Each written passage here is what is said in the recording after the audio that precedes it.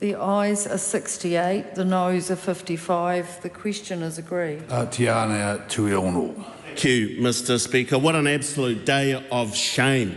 An absolute day of shame, Mr. Speaker, and what an absolute debacle this bill is. This is another example of the wrecking ball that this government is wreaking on workers' rights, and in this particular case, low-paid wāhine workers, Mr. Speaker. It is absolutely shameful and disgraceful.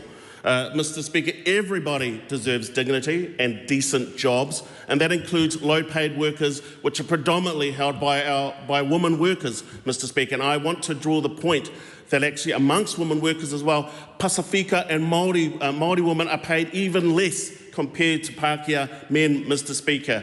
There was a rally outside which was called in 2 hours, where people showed up to show their anger to this government with them undermining workers' rights once again, Mr. Speaker. And I want to also want to acknowledge the work of Kristine Bartlett, the aged care worker, who successfully brought a pay equity claim through the process as well. And as I read through the media, it said that she was crying, Mr. Speaker. She was gutted. She was gutted for those low-paid workers as well. But there's another issue here that we need to discuss as a parliament, and that is the confusion of the government speakers who say that this will not hold back pay equity, that this will not hold back gender-based discrimination in the workplace. That is absolutely false. Absolutely wrong. 33 of these claims are going to be scrapped.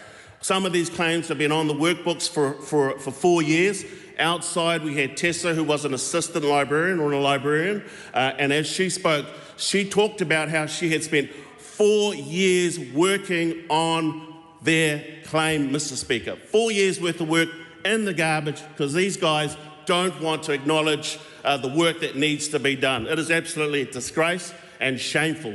And even more shameful, Mr. Speaker, is the Prime Minister going on the media saying, oh, they've found the money. They've found their money for their budget, Mr. Speaker. Billions of dollars they've found.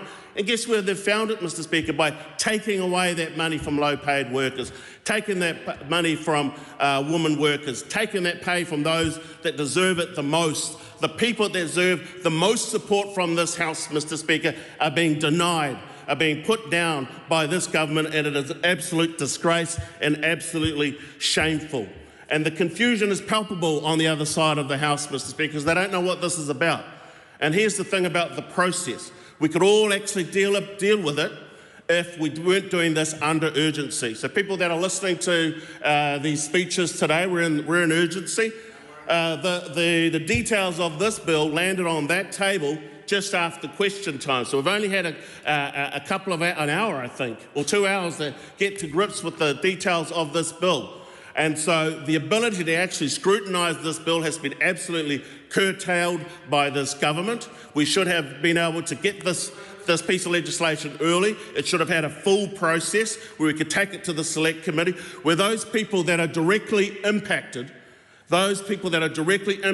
could come and talk to this Parliament, to talk to this House, and in many ways confront the government, Mr. Speaker, in terms of the trampling on their rights, the trampling on workers' rights, and the undoing of years and years and years and years of work. It is an absolute disgrace, Mr. Speaker, and you can count on the Greens to stand up for the workers. You can count on the Greens to back the unions, who have been working incredibly hard on these issues. Mr. Speaker, the Greens absolutely disagree with this piece of legislation, disagree with this process, and will work together with our friends in the unions, with our friends across the opposition benches to make that known very, very publicly.